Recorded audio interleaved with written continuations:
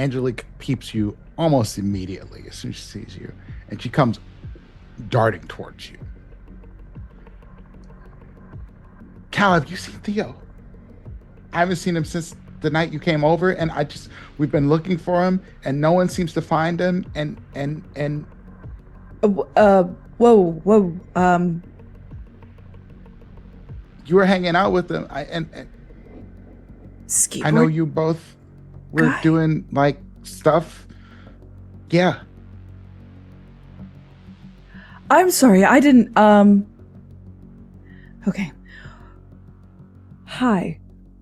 Why have you been showing everyone pictures of me around my old workplace where I'm supposed to be dead? I didn't know any other way to find you, and I miss him. We all miss him. Angelique, you do have my number. I don't have a phone anymore. My phone, we were partying, and I fell in a cup of blood, and I couldn't use it anymore. Gotcha. You don't have a cloud save? No, it's dangerous. It feels like a... Who's Theo? Yeah, who's Theo? Who is Theo? And Cal the guy you were hanging like out with? There's like an emptiness to their face, like sparks behind the eyes, like they can see the papers, right, on their table. Not their table. Whoops. On Adonis's table.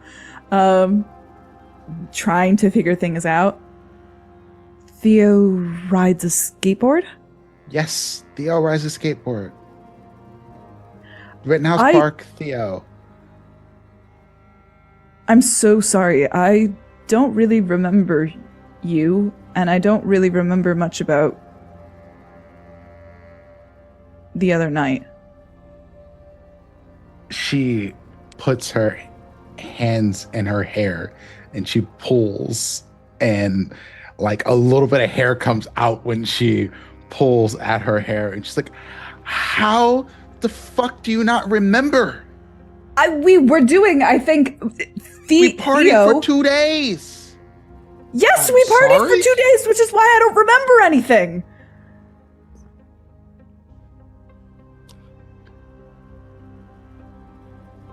He was there in the night, and we were all just kind of piled up on each other, and we were high. I know I was a little high, but like, how do you not remember anything? Like, that's not a thing that normally happens. You don't remember things. Wait, that's not supposed to happen? No. Did you get drugged? Like, in a bad way? Or in a worse way? What did you eat from somebody? What were you and Theo doing? Cal gets real quiet all of a sudden. The mention of the pile of bodies. I don't... Why would I drink from him? I never said that. What? Did you drink from him? No. I don't know. No, I don't know. I don't... Lying. Why are you lying?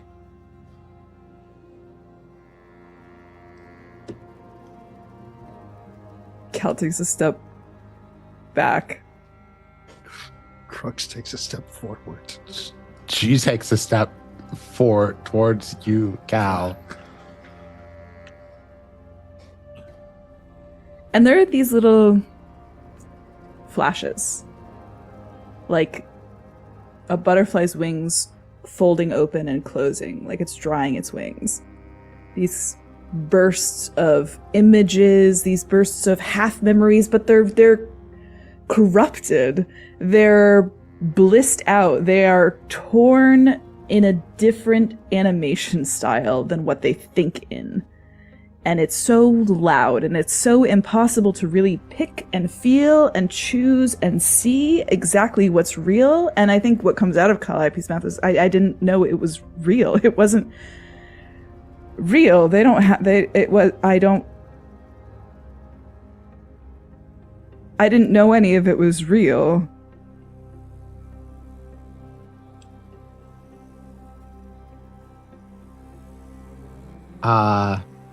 And she says, tell me the truth.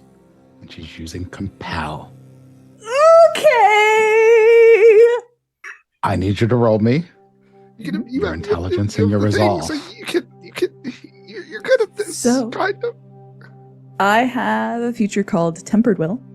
I am always aware when someone is attempting to use dominate or presence on me, and I can add 2 additional dice to resistance pools once per session. I would like to use that here and now. So I'm rolling intelligence and Resolve. intelligence, resolve, 2 extras, and I'd like to blood buff my intelligence. Please do. Can you remind me how that works? It's been a while. Roll a rouse check. Okay. And then I no do matter not get if you hungrier. Succeed or fail, you get 2 extra dice. Okay. It's like 6 dice right there, probably. 4 successes. On 8 dice, actually.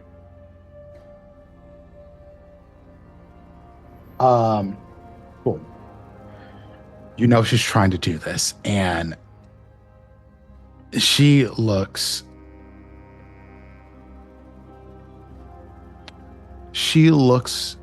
determined to find out the answers to what happened to her friend. And she's doing this because she knows that you know something. It's not like a heart insight. She just knows in her heart, whether it's true or not, that you know something. And with you backing away and shying away from it, she tries to compel you to do it, but she's unable to. If it's okay with you, I love the idea that the compel and the tempered will clash against each other in the way that it is almost impossible to reach into a tornado and pull out an unblemished leaf. Whatever's inside Calliope's head can't just be taken out and read. It's like trying to pick a piece of a mosaic and you can find the tile and the color, but you don't understand the greater picture. And it's like reaching for a window and taking a piece of broken glass. You don't get all of it. And Cal bristles a little bit, feeling the reach into the collision that is the inside of their mind body, trying to figure out these. They remember the pile of bodies now. They slept there. And then when they woke up, they were hallucinating again, right? Because there was a monster in that pile of bodies, and what did they do? What did they do to the monster in the pile of bodies?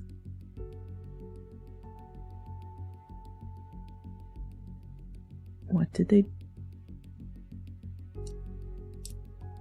Nothing.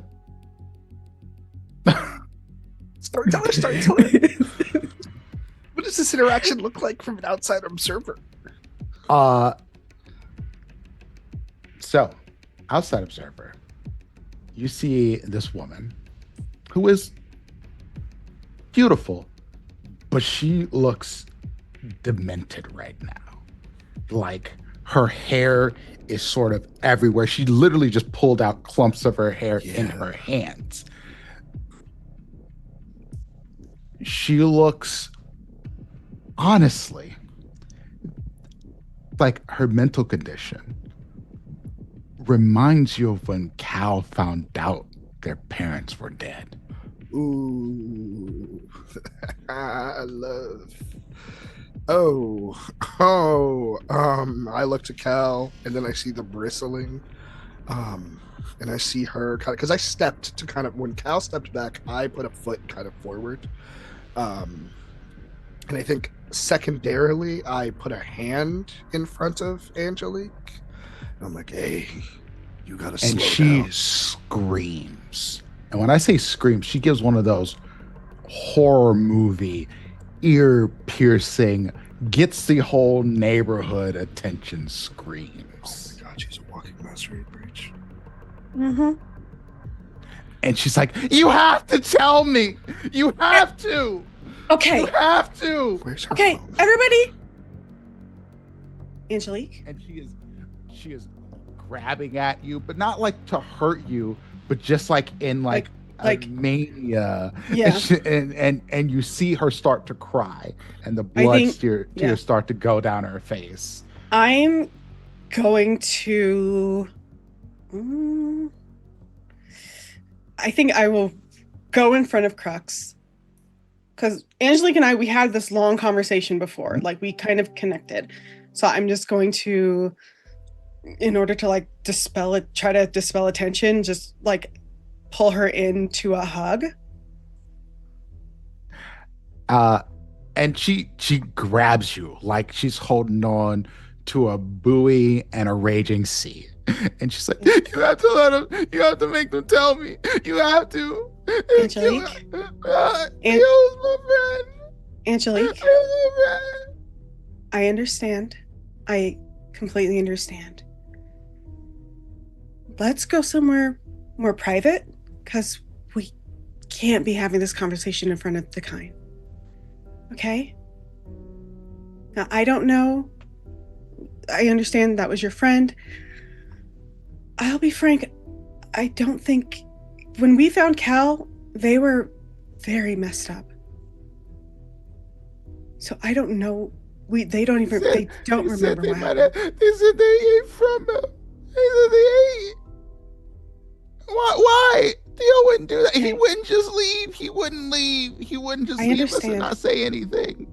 I totally get it. I do. I get it. Can I take you somewhere a little bit more quiet? Just kind of nods no and yes at the same time. I like just sort of And she's like a limp body, just Okay, so holding she's- on to you for so I can dear just take life her right wherever now. the fuck I want right now. Okay, great. I look to my companions. I'm like, we need to go right now. Where are we going? Cal, can we go back to your place, or is there another place nearby that we can go? Cal looks somewhere between a deer caught in the headlights with their eyes reflecting reflecting the light, and halfway between an animal that wants to tear something apart. They're kind of stuck between it, and there is a horror. Their eyes dart to the dance building. It's night. There's probably no one in there, but their house, could There's they a get lot to of their high house? rises here, and you know that she just drew attention with that scream. Mm-hmm. We have to get out of this area. We can go onto the roof of my apartment. Let's go now, Okay. quickly. And then Crux puts an arm, I think mirroring the way that Dell probably has like an arm over Angelique. Crux puts an arm over Cal to kind of bring you in closer. Mostly trying to steer which way you're going in the metaphorical sense. Trying to keep you a little bit closer to deer in headlights rather than animal predator in front of prey. And just kind of whispers, Doc, we need to figure out what you either did, or we need to figure out what we're going to do with her. And when Cal looks up at you, you know they don't know. You know they don't know, but you know that they know. I think Crux, looking at her, knows what you did. That is an individual with a level of Malkavian grief that only only previously seen once before. And it's a knowing look between two predators among predators. You say that. And Dell, as she's leaning on you, she sort of leans close to you and she goes, they're going to try to kill me, but they don't know if they try to kill me. I have a dead man switch. I have to click it every 12 hours. Or if I don't click it, then, well, do you always have that or? Yeah. Oh, okay. That's clever. Well, a few people have tried to kill me before, and well, they didn't survive the experience. Well, I mean, you're still here, so But makes I sense. just saw it. They're going to try to kill me. Like I saw it in the future. So you have to be careful around them because they're murderers. They're murderers because they hurt, but they hurt because they're murderers too. Like a hurt people situation. Mm-hmm. So you can't let them kill me. Okay. And then she turns Dell around just says, and she "Okay." stands in front of you and she looks you in the eye. She says, I'm trusting you. Yes. I don't want anybody to be hurt in this situation. Okay? Okay. I think I kind of reach out and sort of wipe like smeared like eyeliner off of her face. And that moment of steel that she had when she just approached you and told you all this, it immediately goes back away and she's back to like that sort of lip noodle thing that's going on. And the tears are still kind of like slow dripping down her face a little bit, but she's kind of getting herself a little bit more together. I like kind of look back at my companions, like just wide-eyed, like shocked, like almost like shell-shocked a bit, like oh my god, like oh my god, like The two co-conspirators kind of look at you a little shell-shocked, not because we heard that bullshit, because we got bullshit going on over here. Yeah, I think they're just wide-eyed looks exchanged across the board. But she follows. This sucks. Cal is going to not even go like in through the main door, but they're going to help everyone climb up the fire escape to get to the roof of their apartment building. Okay. Easy enough. These things are supposed to be locked in a lot of buildings to get to the roof, but I think the superintendent's been in this building anytime recently. I'm gonna keep it real. I'm gonna keep it so real with y'all. Dell is positioning her body in such a way that it will be hard for either of you to get to Angelique. Into what? To get up there? To get into the fire? To get to Angelique. Like for the rest of the walk, and like, I don't know how she's gonna do it on the fire escape, but she's doing it. Okay. I don't think Crux notices because Crux isn't thinking of murder right now, but at some point it's going to become obvious. You'll make your way up, and as you get to the roof, the door is kind of like held open with like a rock, just kind of like right at the edge of the door, and there you smell the smell of someone who is smoking up here. And when you get outside, you see there's an old man. He's probably about late 60s, early 70s, sitting on a lawn chair and smoking a cigar, just looking out over the city.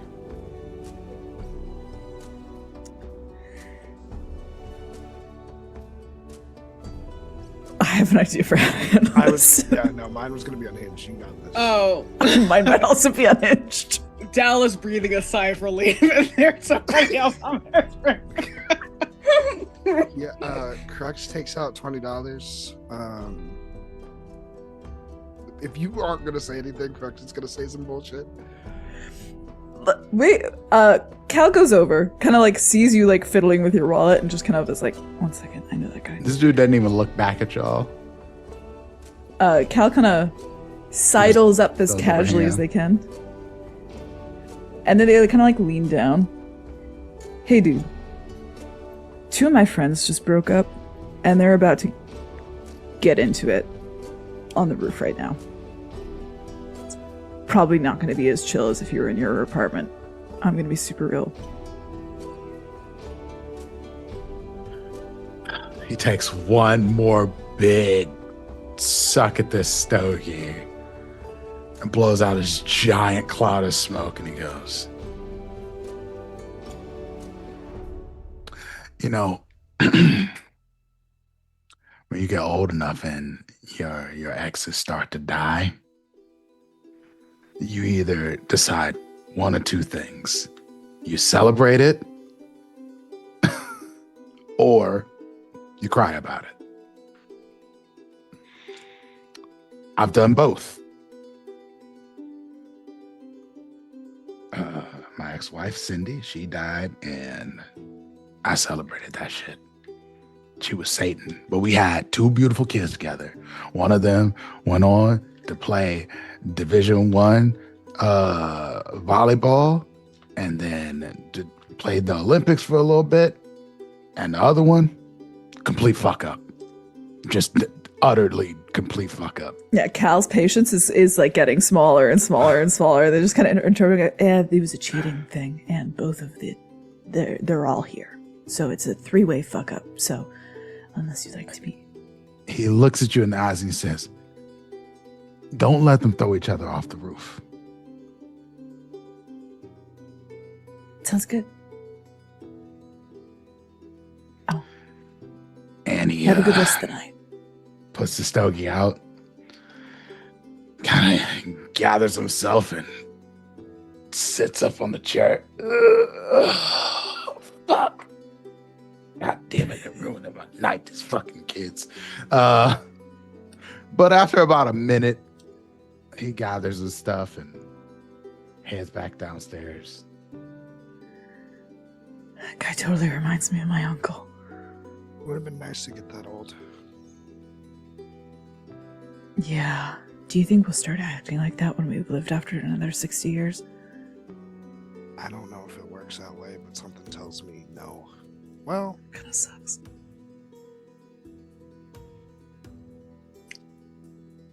Can I talk to you 2 real quick? I think I Yeah. sat Angelique on the lawn. Oh wait, did he take the lawn chair with him? No, he left it there. Okay, I sit her down. If you can just stay right here, okay? Mm-hmm. And I want to pull Cal and Crux away, but still in a position where like I can see Angelique. Oh, and she what she's turns doing. the chair to make sure that she can see you all. Okay, bet. So she told me during the walk that you 2 are planning to kill her. What? She also says that she has a dead man switch that she has to put a code in for every 12 minutes. okay. 12 hours. 12 hours. So I don't know if you guys are planning anything or even thinking about it. But it might be best to change your strategy. Okay. I won't lie to you. I was not thinking about it, but the reality has come across that she might try to kill Cal, and that would prompt us to try and kill her. I don't know. What if I could just talk to her? Yeah, you're gonna do that, and that's gonna be the thing that I just said. So I don't remember some writing of destructoids or whatever. We're probably not going to do that. I'm not going to do that. I don't want to kill anyone. Crux looks at you very genuinely. I'm sure you don't. And I'm sure I didn't either. And then just like points at the teeth.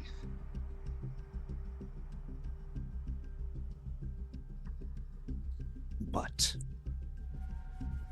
And that's the end of the sentence, is the but.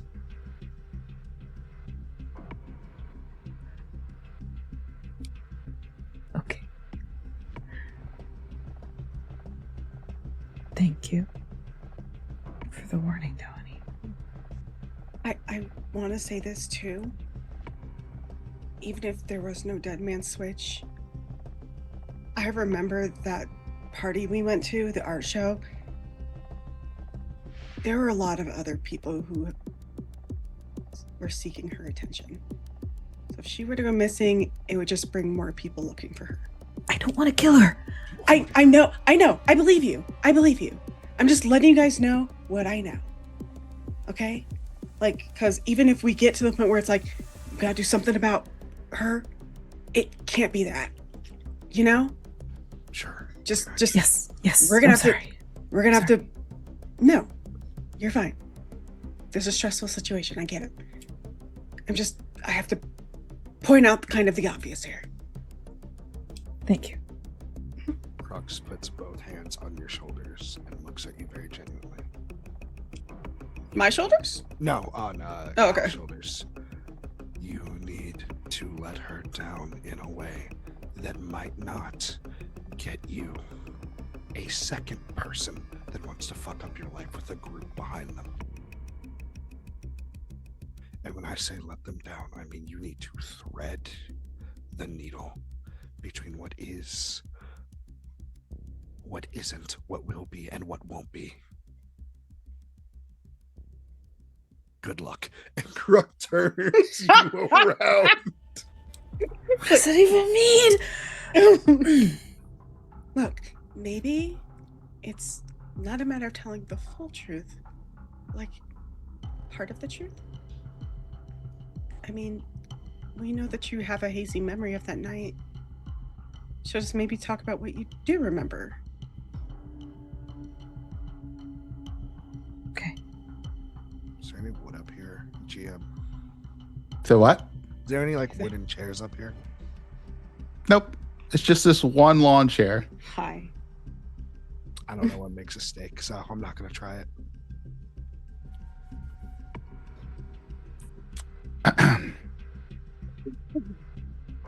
Okay. Cal gets turned around and pushed forward. And they stumble for a few steps, and then they take a look at Angelique, and they try to place her in the haze of memories.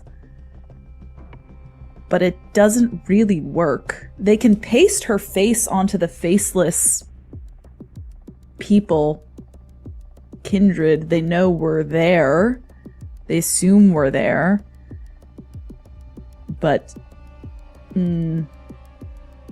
it's like a mismatched mosaic tile. Wings on a butterfly that don't fit. So they just kind of blink and walk up to her again. Because before you start talking, I need to let you know, I heard everything y'all just said. Okay, well, I don't want to kill you, so... That's great, but you know something that you haven't told me. I do. But also I don't. Did you kill him? I don't know. So it's possible that you did. I don't know.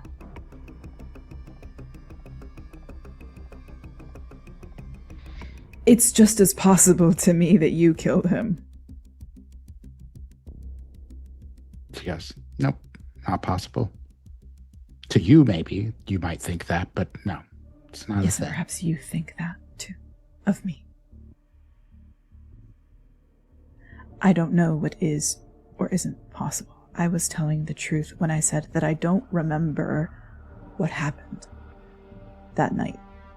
My memories are pieces of themselves, and I've been dreaming strangely and I've been seeing things that aren't real.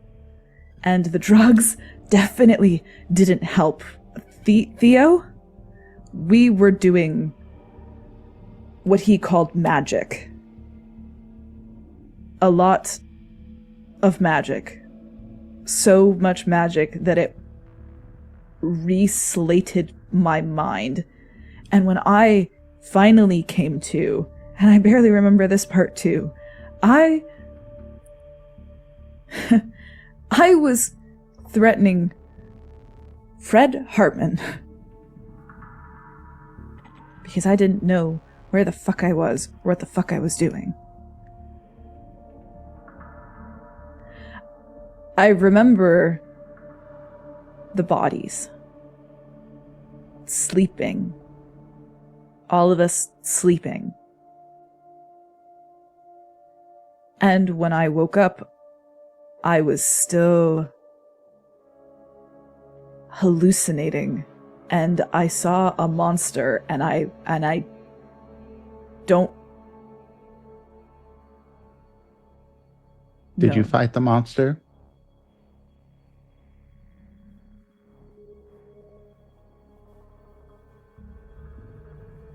Cal's eyes kind of glaze, like they're looking like around her head, like there's a constellation they can put together. I don't know. There was a monster, and then there wasn't a monster anymore. But I wasn't there the next memory that I have.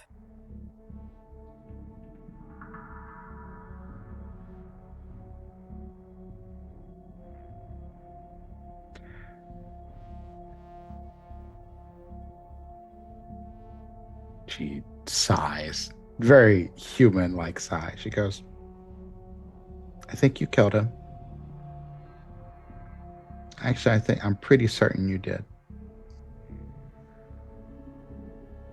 The only thing that I'm uncertain of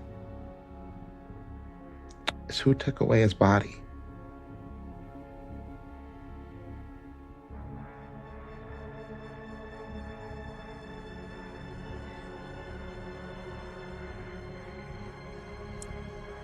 Cal doesn't like the way the death tastes in their mouth, but it does taste right. It does sing harmoniously against whatever truth is inside them, whether they know it or not. I don't know where or if his body is.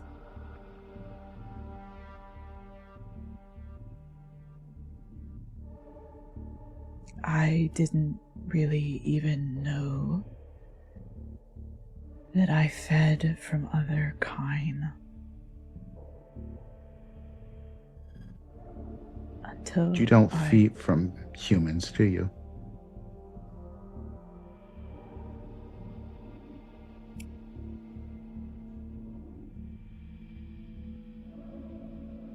You have an aura around you. I can see it.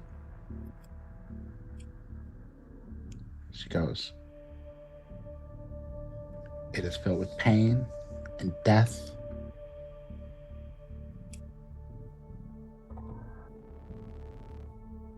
And heartbreak.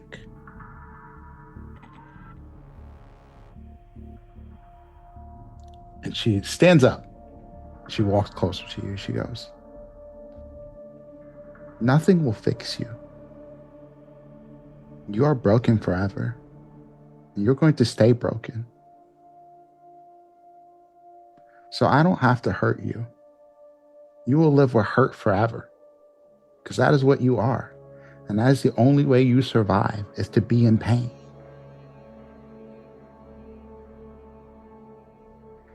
And now I have to live with that same pain because you killed my friend.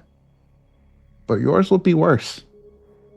Because you're going to keep trying to hurt and hurt and hurt until someone hurts you back worse. And that's the moment that I'll be there waiting for, to look you in the eyes and laugh.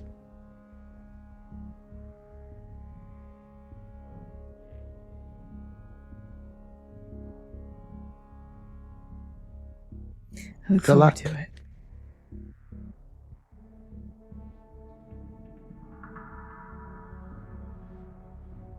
She wipes off a tear, kind of fixes her hair. And she looks at you, Dalani, as she's walking by. She pays Crux no mind. And she goes, "Thank you. Of course. I probably won't see you again. And I'm kind What of do you- sad about that. What do you mean? Your horrible death-dealing friend is going to probably get you killed."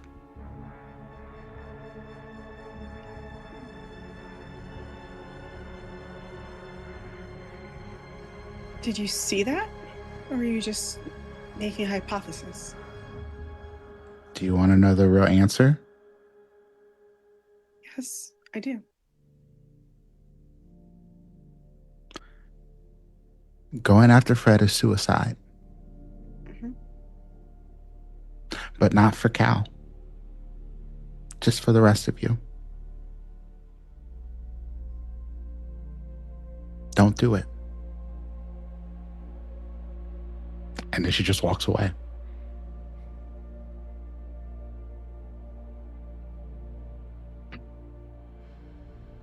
I think Del just sort of sits with that. Like, I think we already knew that it would be dangerous for us to go after Fred directly. And I mean, I don't think. Yeah, and Del's like not a fighter. I'm not a fighter. So, but just knowing that it's possible that we might be convinced or go after or like be chasing after Cal in their pursuit of Fred. Still not afraid of Cal. Not even really afraid to die, because they were already going to die before. So. Very true.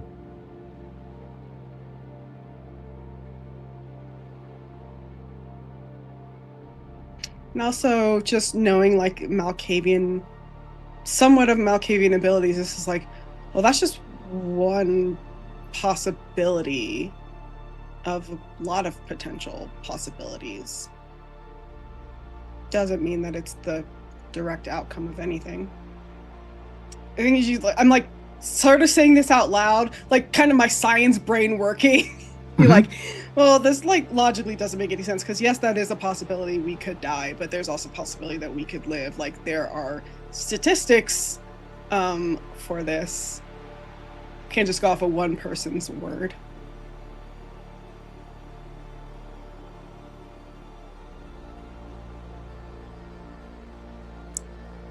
Cal feels like an insect pinned to a board. Like their wings have been torn off and arranged around their head, like a halo, like a piece of art that they could never make, but that could be constructed of them. Someone who clearly understands their power a lot more than they do, clearly understands what it means to be kindred a lot more than they do. Who clearly understands them a lot more than they do.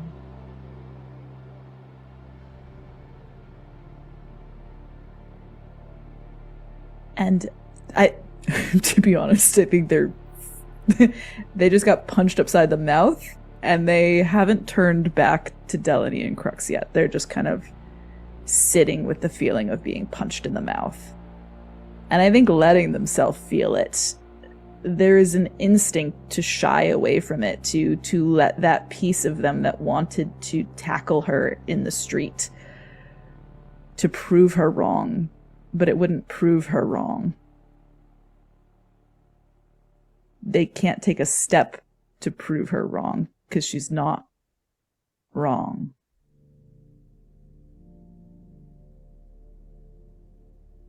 All they can do is pick up the broken pieces and try to put their face back together. But I think first they just kind of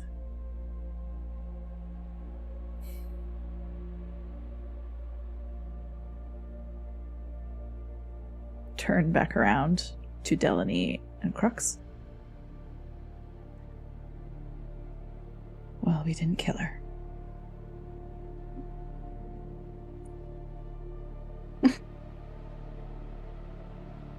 I think when you look at Crux, there is a very almost startling rage sitting on his face. That the only thing that you can kind of piece is when you say that, there's almost a look on his face that's like, well, I almost wish I did. And he's like gripping his fist. And you say that, and yeah, no, we didn't. Mad that Delaney was threatened a little bit, like, or something.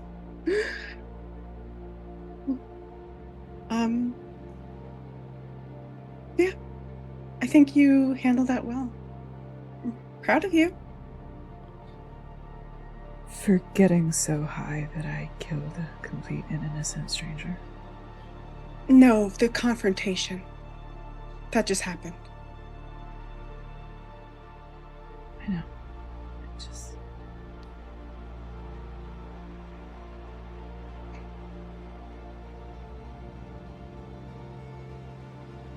I'm not going to tell you to not feel bad about that because I don't want to dictate how you feel about things.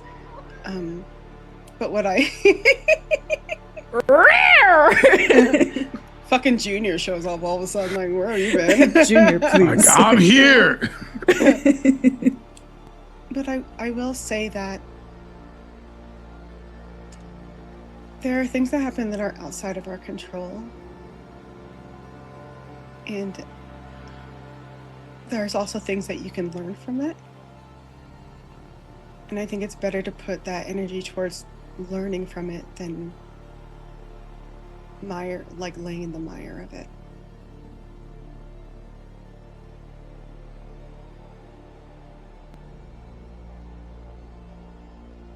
Thanks, Del. Mhm.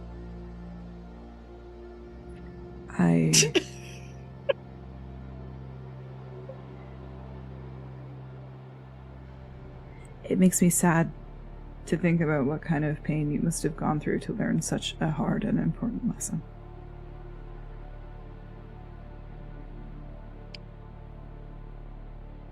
I don't talk. There's a reason why I don't talk about it.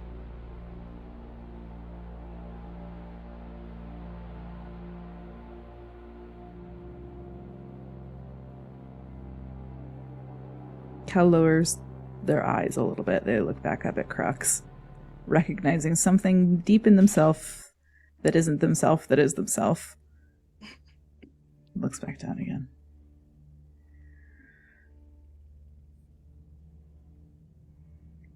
What she said about Fred.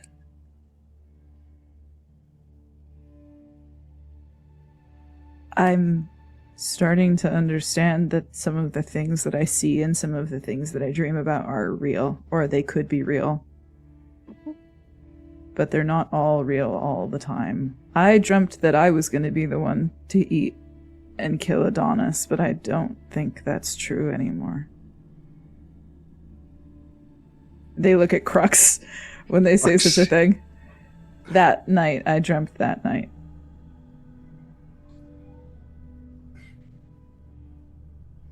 But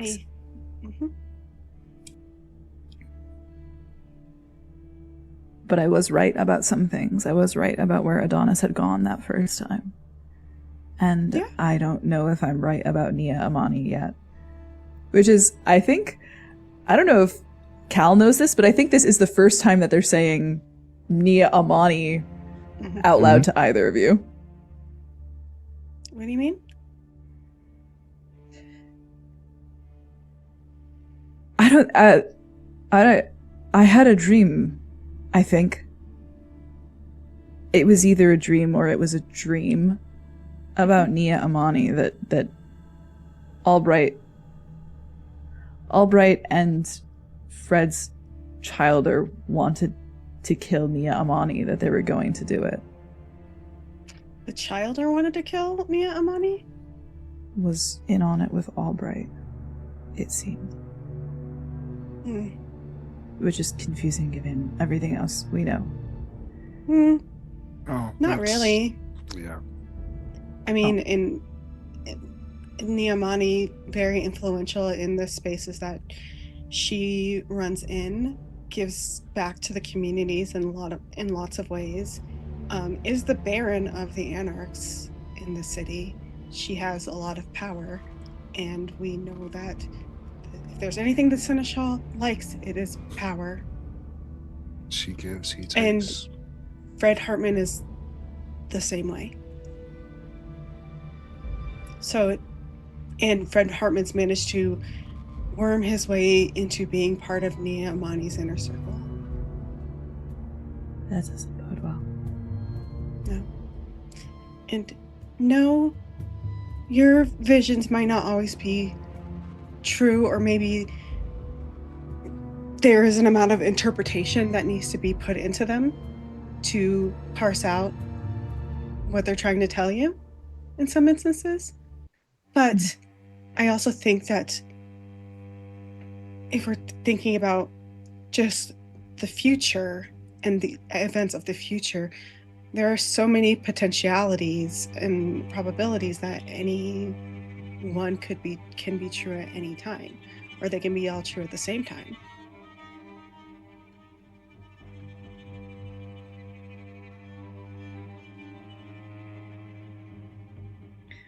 Well, Let me tell you right. about space-time theory.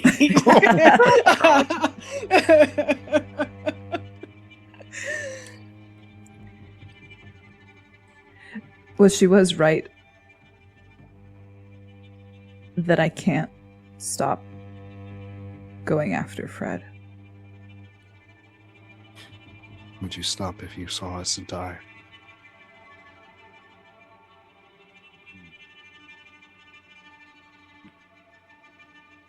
It says same look as on the street. When Crux says this, Uh-oh. you have a That's So Raven moment. But before we have that That's So Raven moment, we're going to take a short break. And then we'll come back and we'll describe what Calliope sees. Man, don't ever break your arm and miss 2 weeks from your show, because you'll come back having done some fucked up shit that you don't even remember doing.